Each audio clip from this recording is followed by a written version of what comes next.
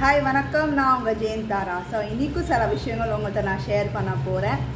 So நிறைய பேர் நிறைய கமெண்ட்ஸ் கொடுப்பாங்க. ஸோ காமனாக எடுத்துகிட்டு இன்றைக்கி பேசலாம் இருக்கேன். ஸோ நிறைய பேர் என்ன சொல்லுவாங்க, மேடம் உங்களோட கண்டென்ட் பார்த்தோன்னே எனக்கு பயமாக இருக்குது, கல்யாணம் பண்ணலாமா வேணாமா, இப்போ எனக்கு பொண்ணு பார்க்க போகிறாங்க சொல்லிட்டு. ஸோ தம்பி அக்கா தங்கச்சி எல்லா பேருக்கு நான் சொல்கிறேன், கல்யாணம்னா என்னது அது தெரிஞ்சுக்கோங்க. முதல் லவ்னா என்னன்னு தெரிஞ்சுக்கோங்க. லவ் வந்து எல்லா வயசில் நிறைய பேருக்கு வரும், எப்போ இங்கே நமக்கு தெரியாது.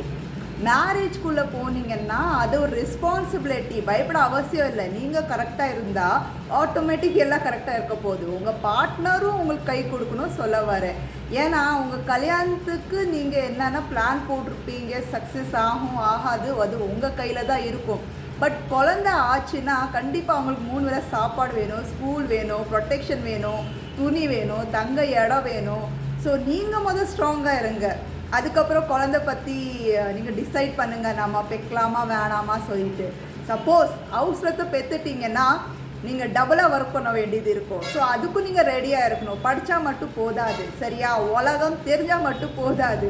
உங்களோட ஃபேமிலி எப்படி ரன் பண்ணணும் அது புரிஞ்சுட்டு நீங்கள் ரன் பண்ணுங்கள். ஸோ பயப்படுறதுக்கு அவசியமே இல்லை.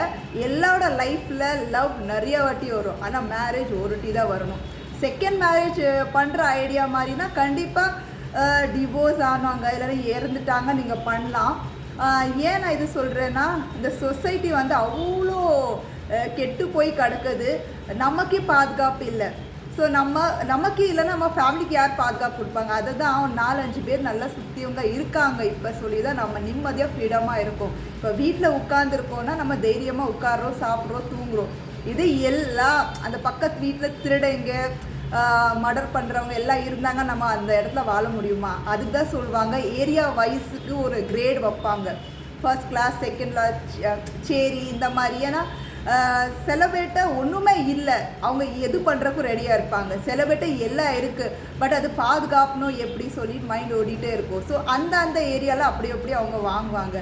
இந்த காலத்தில் காசு பணம் முக்கியம்தான்.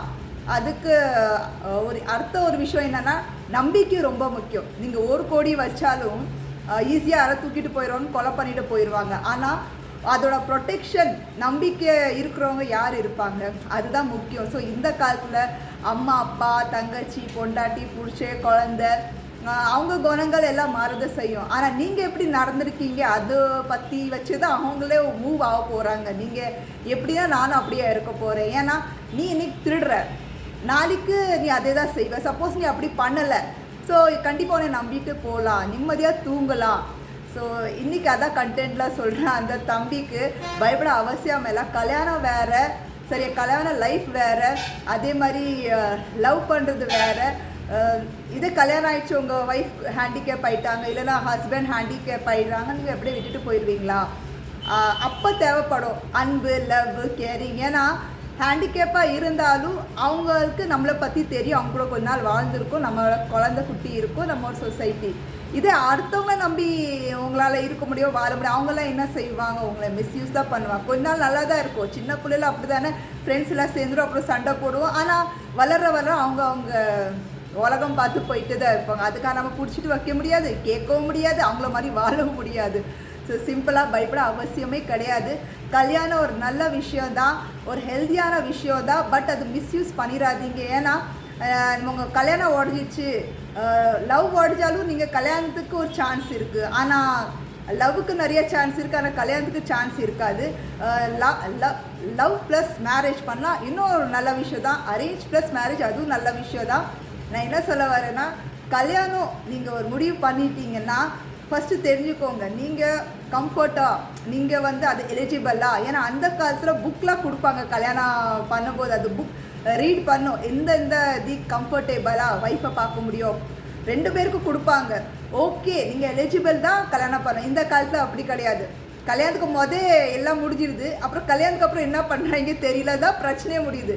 அதுக்கு அந்த இடத்துல அந்தந்த விஷயம் மட்டும் தான் பண்ணணும். நிறையா சாப்பிடக்கூடாது, கம்மியாக சாப்பிடக்கூடாது, அதுவும் இருக்குது. அதான் பேலன்ஸ் டயட் ஃபேமிலி எல்லாமே இருக்குது. இது எப்போ உங்களுக்கு புரியும்னா, வாழ்க்கையில் நிறைய அடிப்படுவீங்க, இல்லை அடுத்தவங்களை பார்த்து கற்றுக்கிட்டாயில் சில பேருக்கு மெச்சூர் இருக்கும். பட் எனக்கு தெரிஞ்ச வரைக்கும் காமன் சென்ஸ் யூஸ் பண்ணுங்க, அவ்வளோதான். நீங்கள் பிரியாணி தான் எவ்ரிடே சாப்பிடணுன்னா வயிற்றாராத பிடிங்கி போகும். ஸோ நீங்கள் வந்து அப்பப்போ ஹெல்த்து பார்த்துக்கணும். மைண்டுக்கு ஒரு ஹெல்த் இருக்குது, ஃப்ரெஷ்அப் தேவை. எது இருந்தாலும் ஸ்ட்ரெயிட் ஃபார்வர்டாக இருங்க, பொய் சொல்லாதீங்க, ஏமாத்துறாதீங்க. அதே மாதிரி உண்மையாக இருங்க. அப்போ தான் உங்கள் வாழ்க்கையே பீஸ்ஃபுல்லாக இருக்கும். நமக்கு ஒரு ஏஜ் ஆனதுக்கப்புறம் ஒரு நிம்மதி ஃபீல் பண்ணுவோம். ஸோ அந்த தம்பிக்கு நான் சொல்கிறேன், எவ்வளோ விஷயங்கள் இருக்குது, இன்னும் நிறைய விஷயங்கள் இருக்குது. ஸோ நல்லா வீடியோஸ்லாம் பாருங்கள். மேரேஜ்லாம் என்ன அது தெரிஞ்சு புரிஞ்சு அப்புறம் கல்யாணம் பண்ணுங்கள். ஏன்னா இதில் உங்கள் ஃப்யூச்சர் மட்டும் கிடையாது, உங்கள் ஃபேமிலி, உங்கள் வர்ற ஜென்ரேஷனோட ஃப்யூச்சர் இருக்குது. ஸோ இதோட நான் கிளம்புறேன். நாளைக்கு வேறு டாபிக் கண்டிப்பாக சந்திக்கிறேன். பாய். உங்கள் ஜெயந்தாரா.